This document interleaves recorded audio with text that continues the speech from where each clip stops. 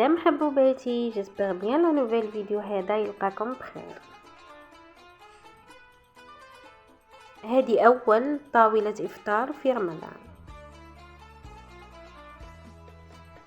حبوباتي، حبيت اليوم نحكو على موضوع الرجل النرجسي بصفة عامة. الناس بزاف رمضان في رمضان باسم القهوة والدخان، وهي مجرد اسباب لانه شهر الفضيل ما عنده حتى دخل في الزعاف.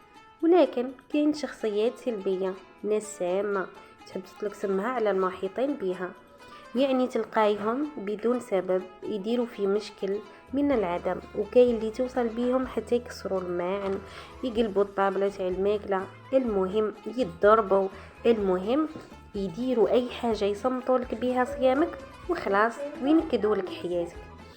مش لاتين بنفسيه الضحيه، وهي طبعا المرأة حطموا لها المشاعر عادي. وكاين شخصية باردة المشاعر، وكأنك تتعاملي مع إنسان آلي، مهما ديري معاه ما يتعاملش معك بحنانة.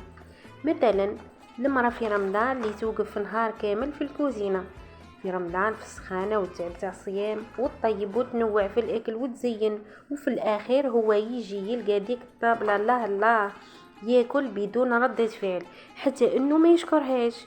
وكاين اللي يزيد ينتقدها من الفوق.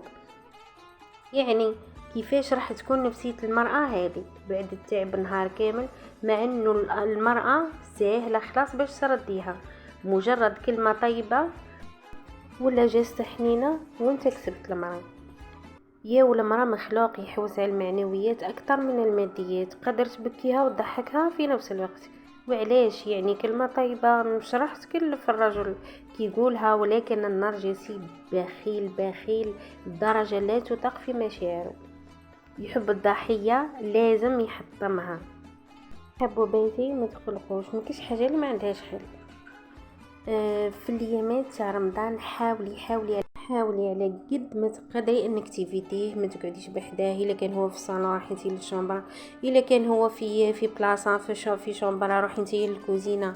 المهم ما تقعديش بحداه، حاولي ما تصادميش معاه، ما تحكيش معاه، تجاهليه على قد ما تقدري، لانه هو راح يشارشي لك طبعا، يحوس لك على اي مشكل ويلقاها لك سبه باه يقلب عليك الدنيا ويدير منها مشكل. والمالغ انك انت اللي تحطمي، هو ما يصرى له والو، انت الضحيه. وحبوباتي ما كانش حاجه اللي ما عندهاش حل، وحنا مع بعضنا بربي ان شاء الله. واليامات الجايين ولا فيديو الجاي بربي ان شاء الله نعطيكم حلول. وإلا عجبكم الفيديو طبعا خليوا لي جيم وديروا لي تعليق، وكل وحده تقول لنا كيفاش الرجل النرجسي يدير معها في رمضان. ما عليا دركا واش نقول، ركزوا على صلاتكم والعباده وقراءه القران، ونخليكم في رعايه الله وحفظه بصحه السحور والفطور. حبوباتي سلام.